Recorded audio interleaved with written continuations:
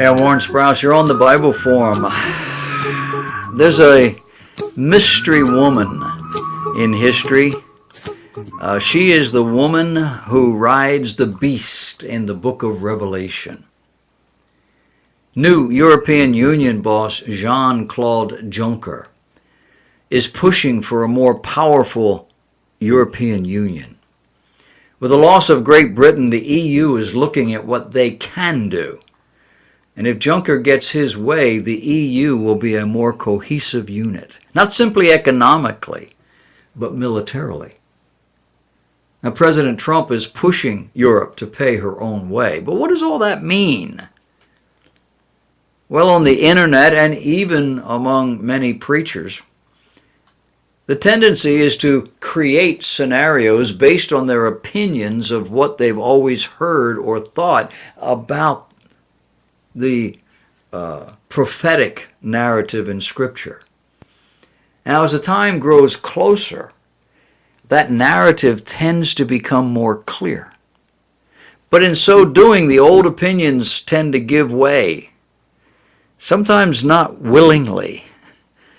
Sometimes they won't give way at all, but often they must. Today we have a lineup of nations that is very much like what the Bible teaches for the end times. Israel's back in the land.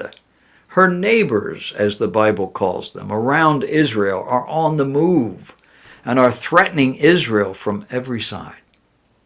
Egypt is more of a neighbor than an enemy to Israel, yet the Bible shows that even Egypt is going to be acting as a spoiler when this battle begins, trying to take the land anyway. The West seems to be the only stable government in the world. Russia is financially weak. Great Britain is struggling. The nations of the East, India, China, Japan, Korea, are fixated on their own issues and show no indications of ever getting involved. And yet the Bible shows us a 200 million man army coming in from the East in what's apparently an effort to capitalize on what's going on, the battles that are raging. And then there's Iran, which is really ancient Persia. And you can't leave Iran out of this. It may be that Iran will be, or at least be part of that 200 million man army. They may launch their own strike sooner. The biblical pundits and end times fanciers tend to be all over the map at times.